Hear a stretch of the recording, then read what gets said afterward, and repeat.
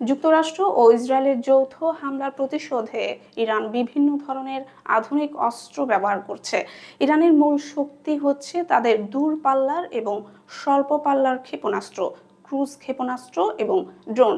ইরানের দূরপাল্লার ব্যালিস্টিক ক্ষেপণাস্ত্র ২ থেকে ২,৫০০ কিলোমিটার পর্যন্ত লক্ষ্যবস্তুতে আঘাত হানতে সক্ষম।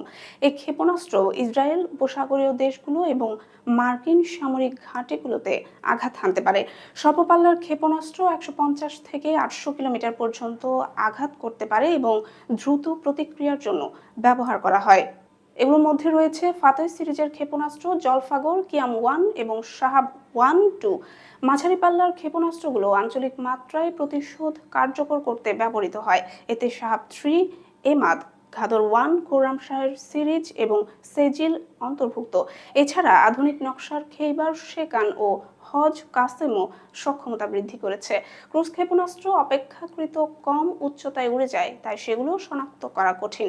ইরান সুমার ইয়া আলী কুদস সিরিজ, হেভেইজা, পাবেহ এবং রাদ ক্রুজ ক্ষেপণাস্ত্র ব্যবহার করে। সুমার ক্ষেপণাস্ত্র ২,৫০০ কিলোমিটার দূরের লক্ষ্যবস্তুতে আঘাত হানতে সক্ষম। ড্রোন হামলাও ইরানের হাতে গুরুত্বপূর্ণ অস্ত্র। ড্রোন ধীরগতির হলেও একবারে অনেকগুলো উৎক্ষেপণ করা যায়। একাধিক ড্রোন আক্রমণ একত্রে আকাশ প্রতিরক্ষা সিস্টেমকে দুর্বল করে। এছাড়া বিমানবন্দর, বন্দর এবং জ্বালানি স্থাপনাগুলোকে সতর্ক অবস্থায় রাখার জন্য ড্রোন ব্যবহার করা হয়।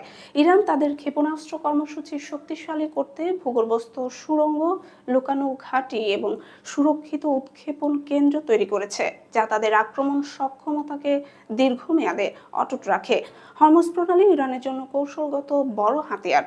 জাহাজ বিধ্বংসী ক্ষেপণাস্ত্র, জলজ মাইন, ড্রোন এবং দ্রুত আক্রমণ সক্ষম নৌযান পাঠিয়ে ইরান উপসাগর ও হরমুজ প্রণালীতে নৌবাহিনী ও বাণিজ্যিক জাহাজে হামলা করতে পারে।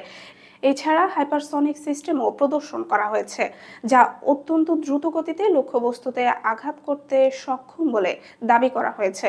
ইরানি কর্মকর্তারা সতর্ক করে জানিয়েছেন, যুক্তরাষ্ট্র বা ইসরায়েল যদি তাদের ভূখণ্ডে আক্রমণ চালায়, তা সীমিত অভিযান হিসেবে নয়, বরং বিস্তৃত যুদ্ধের সূচনা হিসেবে গণ্য করা হবে। খামেনিকে হত্যার পর থেকে ইরান ধারাবাহিকভাবে প্রতিশোধমূলক অভিযান চালানোর সংকেত দিচ্ছে।